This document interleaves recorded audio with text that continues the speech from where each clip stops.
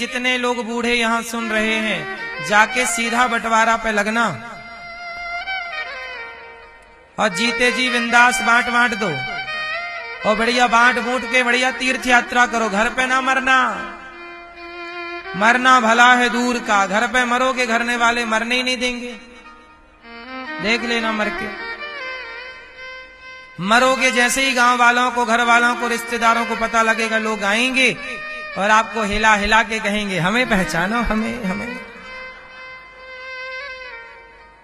जब मैया पड़ी रहोगी मरने, कोई तुम्हारा हाथ हिलाएगा, पहचानो हमें, देखो हम आए हैं। हाँ। कोई पांव पकड़ के हिलाएगा, पहचानो हमें। हाँ। और गर्मी में तुम मरी तो सब कूलर की हवा खुद ले लेंगे, तुम्हारी तरफ आने तक ना देंगे और तुम गर्मी में टह हो जाओगी। और कई बार तो भीड़ भाड़ इतनी कर लेते हैं मरने वाले को देखने के लिए कि एक आध उसके ऊपर ही गिर गए, और गिर गए तो लो बोलो हाँ। इसलिए मरना कहां का बढ़िया है? जहां ना अपना कोई अपना ना हो, वहां मरो। दूर दूर कहां? इसलिए कहते हैं तीर्थ किया करो। शादी ब्याह कर दो छोरा छोरियों के, बस फ्री तीर्थ करो। किसी तीर्थ में भगवान में चिंतन करो, मन लगाओ, वहीं प्राण त्यागो। भगवान का नाम लेते लेते प्राण त्यागोगे, सदगति होगी। घर पे मरोगे लोग हिलाएंगे हमें पहचानो, हमें पहचानो। तुम्हें पहचान के मिलेगा क्या? अब तो भगवान को पहचानो। बताओ मरते समय हमें पहचानो कि भगवान को पहचानो? क्यों मैया, किसे पहचानो? इसलिए जब कोई मरा करे तो रिश्तेदारों को दूर बिठाओ और उसे कीर्तन कराओ। सबको चलो भैया कीर्तन करो, श्री कृष्ण गोविंद हरे मुरारी।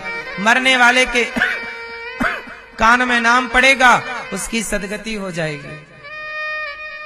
रो बाद में लेना, जब मर जाए तब रो लेना। अभी मरा नहीं आदमी हो, टें टें चालू हो गया। और कुछ माताएं तो बस स्टैंड से चालू होती हैं, और कुछ द्वार से चालू होती हैं, और कुछ रेलवे स्टेशन से। जैसा जिसका दूर का नजदीक का है। यदि दूर का मर रहा है तो आदमी द्वार पे आके रोता है, कोई अपना है तो बस स्टैंड से, और घनिष्ठ है तो रेलवे स्टेशन से चालू। और रेल में आए थे, बढ़िया पूरी अचार खाते हुए आए, और उतरते ही है चालू।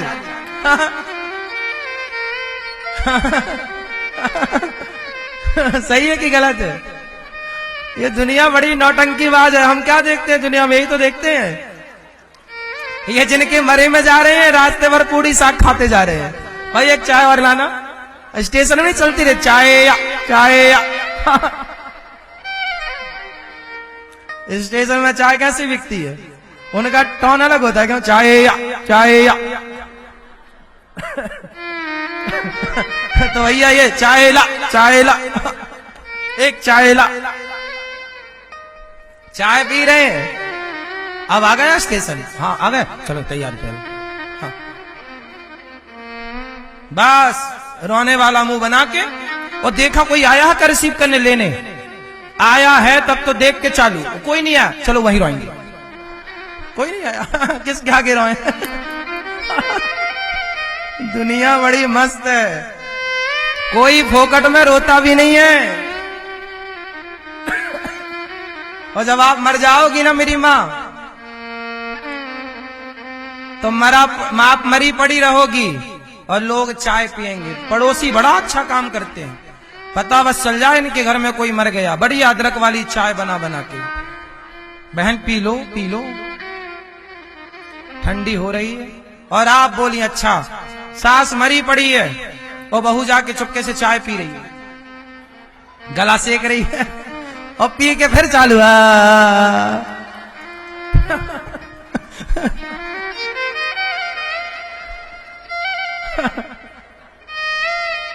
बोलो हाँ। तो ये दुनिया तो अपने स्वार्थ की है। जिन दुनिया की आप परवाह करते हैं, जिन परिवार के लिए जीते और मरते हैं, वही परिवार तुम्हें शमशान छोड़ने जाता है। इसलिए कहता हूं, परिवार तो अपनी जगह सही है, जिम्मेदारियां पूरी करनी चाहिए, पर एक टाइम तक जिम्मेदारियां होती हैं, सारी जिंदगी जिम्मेदारियां भी नहीं होती। एक जिम्मेदारी यदि बेटे को पालना पोसना आपकी जिम्मेदारी है, तो भगवान का चिंतन करके अपना कल्याण कर लेना यह भी तो आपकी ही जिम्मेदारी है। यदि बच्चों की परिवार की जिम्मेदारी सही सही निभा रहे हो, तो आत्म कल्याण की जिम्मेदारी क्यों नहीं? ये जिम्मेदारी किसकी है? आत्म कल्याण की जिम्मेदारी किसकी है? आपका कल्याण आपका बेटा नहीं कर सकता। बेटा पिंडदान करेगा आपके नाम से, जो करेगा वो अलग विषय है, लेकिन आप अपनी आत्म कल्याण की कोई व्यवस्था किए क्या? तैयारी किए क्या? सारी जिंदगी तैयारी किसकी करते रहे? बेटे के लिए, पोते के लिए, बेटे के लिए। अरे बेटा पोता कोई लंगड़ा थोड़ी है तुम्हारा, कमाएगा खाएगा। तुम अपना जन्म दे दिए, पाल पोस के बड़ा कर दिया, अब ठीक है वो करेगा, तुम अपना चिंतन करो, भला करो, समाज की सेवा करो। अब तुम मन मोड़ो संसार से, ईश्वर की ओर चलो, यही अंतिम सत्य है। इसलिए जब आदमी मर जाता है तो कीर्तन होता है। आखिरी कीर्तन क्या है जिंदगी का? राम नाम। सत्य क्या है? राम नाम ही, बाकी सब झूठा। जिस परिवार, जिस संसार, जिस व्यवहार के लिए रोते तड़पते मरते रहे, वो सब झूठा था। सत्य राम नाम ही था। लेकिन जीते जी राम राम की याद ना आई, अब मर गए तो लोग चिल्ला रहे हैं राम नाम सत्य है, और जो चिल्ला रहे हैं वो चिल्ला बस रहे हैं, वो समझ अभी भी नहीं रहे हैं कि राम नाम ही सत्य है। वो तुम्हें जलाने के बाद वो भी उलझ जाएंगे।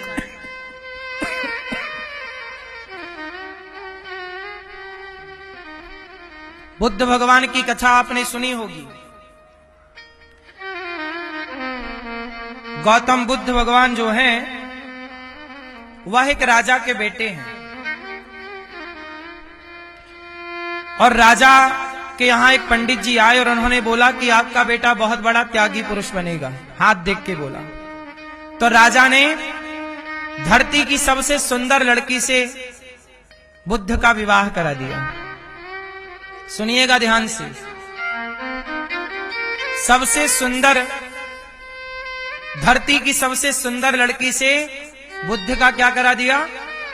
विवाह। और महलों की सारी सुख सुविधाएं दी कि मेरा बेटा कभी बाहर ना जाए, क्योंकि ये बाहर की दुनिया देखेगा तो इसके वैराग्य जाग सकता है, और ये घर परिवार छोड़ के जा सकता है। तो पिता ने ऐसी व्यवस्थाएं की कि घर से बाहर जाने की कोई बात ही नहीं। एक दिन की बात है, पिताजी कहीं गए तो इनका मन हुआ कि चलो मैं भी देख कर आऊं दुनिया। तो दुनिया देखने गए तो ये राजकुमार है ना, तो ये बढ़िया रथ सजाया, सारथी बैठा।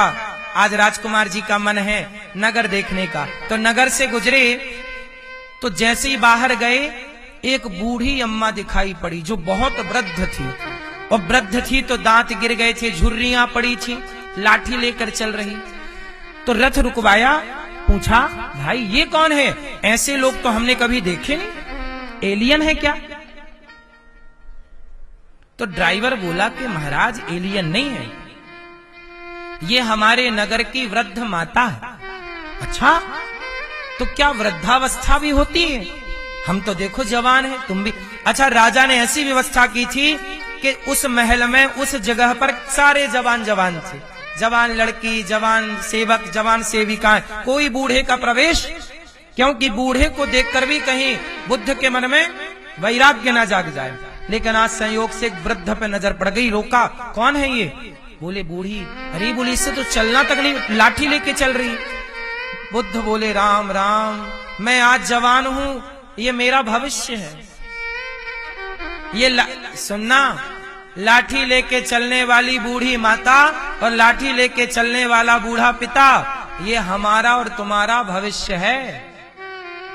आप कितने भी जवानी के गीत गा लो, लेकिन एक दिन इस लाठी के संग तुम्हें भी चलना है। और आगे चले तो संयोग से अर्थी जा रही थी। क्या जा रही थी? अर्थी जा रही थी। तो बुद्ध ने रोका, रुको रुको रुको, ये क्या जा रहा? बोले ये मर गया। मर गया? ये मरना क्या होता है भाई साहब? अच्छा, पिता ने इतना सुख सुविधाएं दी कि आज तक सुनाई ही नहीं पड़ा ये शब्द के कोई मर गया। तो मरना बुद्ध नहीं जानते। तो ड्राइवर से पूछा, सारथी से पूछा, ये क्या हो गया? बोले मर गए। मर गए? अच्छा, क्या होता है? बोले बस आए, जिंदगी जी और अब विदा। आप क्या करोगे? बोले जलाएंगे। अल्लाह, देखो भैया, अब तो ले गए जलाने। सब बोल रहे हैं राम नाम सत्य है। बुद्ध समझ गए, हे भगवान, ये भीड़ आज इनके संग बोल रही है राम नाम सत्य है। यही भीड़ एक दिन हमारे साथ बोलेगी राम नाम सत्य है। यही भीड़ एक दिन आपके साथ बोलेगी राम नाम सत्य है। पर राम नाम सत्य है, ये बोलने वाले बहुत हैं, समझ कोई नहीं पाया कि राम नाम ही सत्य है। बोलते सब हैं कि राम नाम सत्य है, पर समझ कोई नहीं पाया। कोई समझ गया। बुद्ध बोले मैं समझ गया। मैं और बुद्ध रथ से उतर के जंगल चले गए। एक वृद्ध को, एक मुर्दे को देखा तो त्याग आ गया। और वर्षों बाद आए तो अपनी पत्नी से जाकर भिक्षा मांग रहे हैं, देवी भिक्षाम देही। पत्नी बोली, आप तो मेरे पति हैं। है नहीं? था। तुम्हारा पति गया। वही बुद्ध बने जिन्हें भगवान बुद्ध कहते हैं आप। पर ये हमारे यहां सनातन में बुद्धों की चर्चा अलग अलग है। जो हम सनातनी बुद्ध मानते हैं, बुद्ध भगवान, वो हमारे बुद्ध भगवान हैं। और जो बौद्धों के भिक्षुक हैं, उनमें एक बुद्ध हुए हैं, वो उनके बुद्ध अलग हैं। तो हम आपसे बस ये कहना चाहते हैं कि आप लोगों ने भी ना जाने कितने मुर्दे अटेंड किए होंगे। बोलो हाँ। आप लोगों ने भी ना जाने कितनी शव यात्राएं अटेंड की होंगी, लेकिन आज तक आपके मन में तनिक सा वैराग्य नहीं है। शमशान में जला के आते हो, फिर वही उलझन में उलझ जाते हो, लड़ाई झगड़ा फिर चालू। ये नहीं समझते कि तुम्हारा भी एक टाइम आ रहा है, तुम्हारे लिए भी नसैनी तैयार है। वो नसैनी जिस नसैनी को अर्थी कहते हैं। क्या कहते हैं? वो नसैनी तुम्हारे लिए भी तैयार है। क्यों इतना जगत में उलझे पड़े हो? संसार में रहना बुरा नहीं है मेरी मां, पैसे कमाना बुरा नहीं है। संसार में उलझ जाना और सत्य को नकार देना बुरा है। जिनके लिए हम जीते कमाते हैं, वही लोग हमारे अपने नहीं हैं। कितने केस आपने सुने कि एक बेटे ने बाप की हत्या कर दी। कितने केस आपने टीवी न्यूज अखबारों में सुना होगा, एक बेटे ने बाप की हत्या कर दी, एक बेटे ने मां की हत्या कर दी। मां की हत्या, बाप की हत्या क्यों हो रही है? पैसे के लिए। जिस बाप ने तुम्हारा उंगली पकड़ के चलाना तुम्हें सिखाया, पढ़ाया लिखाया, जिस बाप ने तुम्हारे लिए कर्जे लिए, तुम्हारे लिए चप्पल घिसी, उसी बाप को तुमने ठा कर दिया, मार दिया। क्यों? पैसा। तुमने आज उसे मार दिया तो भूल गए कि तुम भी एक दिन मरोगे। इसलिए आज का व्यक्ति अंधा है, पैसे ने अंधा बना रखा है। संसार में आदमी पैसे के पीछे इतना भाग रहा है कि उसे रिश्ते भी नजर नहीं आते। बाप को भी कुचलता हुआ आगे जा रहा है, माँ को भी कुचलता हुआ आगे जा रहा है। आगे जाना है उसे, रास्ते में जो आएगा सबको कुचल डालेगा। देखने को तैयार नहीं है कि कौन है रास्ते में। भाई के लिए, पैसे के लिए लोग अपने भाई को मार रहे हैं। भाई को जेल भिजवा दिया, तू जेल जा, जेल में सड़ रहा है उसका भाई। एक सगे भाई ने अपने सगे भाई को जेल भिजवा दिया। काय के लिए? पैसे के लिए। धिक्कार है ये पैसा। पैसा के लिए दुनिया भाग रही है, लेकिन ये भी तो सोचो कि ये पैसा क्या क्या करा रहा है। यही पैसा तुम्हारी किडनियां बिछवा रहा है। आज किडनैपिंग होती है, लोग किडनैपिंग में तुम्हें किडनैप कर लेते हैं, ले जाके तुम्हारी किडनी, लीवर, गुर्दा जो है सब बेच देते हैं। एक इंसान की इंसानियत मर गई है, वो इंसानों को बेच रहा है, जिंदा बेच रहा है। तुम्हारी लीवर किडनी निकाल ली जा रही है, बोलो हाँ ये सत्य है कि असत्य है। एक लड़की को उठा के बेच दिया जाता है बाजार में 2 लाख 5 लाख 10 लाख 20 लाख, काय के लिए कि उसके शरीर का शोषण होगा। एक इंसानियत, इंसान क्या ये काम कर सकता है कि किसी लड़की को बाजार में बेच दे? ये काम एक शैतान के हैं। आज का इंसान, ईश्वर ने इंसान बनाए थे लेकिन लोभ लालच ने व्यक्ति को शैतान बना दिया है। ईश्वर ने तो इंसान रचे थे, लोभ ने क्या बना दिया? इसलिए कहता हूं मेरी मां, इंसान रहो। इस सत्य को भूलो मत कि आप भी यहां के मेहमान हैं।